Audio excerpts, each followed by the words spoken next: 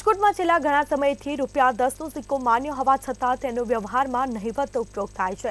ગ્રાહક વેપારીઓ તેમજ બેન્કર્સને ₹10નો સિક્કો લઈને મુશ્કેલીઓ પડી રહી છે, જેમાં મોટાભાગના દુકાનદારો આ 10ના ચલણી નોટ સિક્કા સ્વીકારવા ન હોવાથી અનેક ફરિયાદો સામે આવી। ત્યારે આ સિક્કા મામલે હવે જિલ્લા કલેક્ટર પ્રભવ જોશી મેદાનમાં આવ્યા છે। 10નો સિક્કો એ કાયદેસરનું ચલણ છે અને આ ચલણી સિક્કાને તમામ દુકાનો પર સિક્કો સ્વીકારાય છે એવા દુકાનો પર સ્ટીકર લગાવવા વેપારીઓને અપીલ કરવામાં આવી। રાજકોટ જિલ્લા કલેક્ટર પ્રભવ જોશી દ્વારા એક વિડીયો પણ જાહેર કરવામાં આવ્યો છે। ₹10નો સિક્કા રાજકોટ જિલ્લામાં ચાલતા નથી।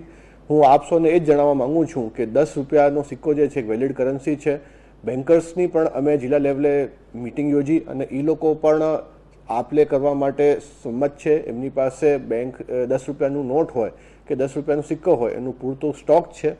બધા વેપારી મિત્રોને હું વિનંતી કરીશ કે જો આપ એક સ્ટીકર પોતાની દુકાન બહાર ચોંટાડશો કે ₹10નું સિક્કો સ્વીકારવામાં આવે છે તો જે જનતાને આ હાલાકી ભોગવી રહ્યા છીએ એમાંથી અમને રાહત મળશે। ઘણા સમયથી કોઈન્સ 10 ને 20 વાળા કોઈ લેતું નહોતું, પણ હમણાં કલેક્ટર સાહેબે બધું જાણીને બધું કર્યું અને એ બહુ સારું કર્યું છે કે કોઈન્સ લેવા મળશે તો રાહત રહેશે। અને 10 વાળી નોટું ખરાબમાં ખરાબ આવે છે અને સાવ રદ્દી જમ્સવાળી નોટું આવે છે જે કોઈ લેતા નથી, ફાટલી તૂટલી નોટું હોય છે અને કલેક્ટર સાહેબે બહુ સારામાં સારું કર્યું છે।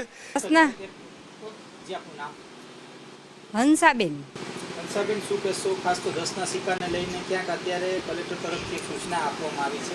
પહેલા એ 10ના સિક્કા લેવામાં આવતા કે કેમ રાજકોટમાં? પહેલા 10ના સિક્કા લેવા આવતા, એને ઘણો ટાઈમ થઈ ગયો, પણ હવે 10ના સિક્કા કોઈ લેતું નથી।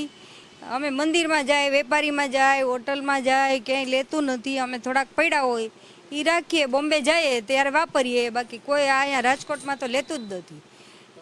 ના પાડે છે, મંદિરમાં ના પાડે છે કે 10ના સિક્કા આપોમાં, વેપારીની ના પાડે।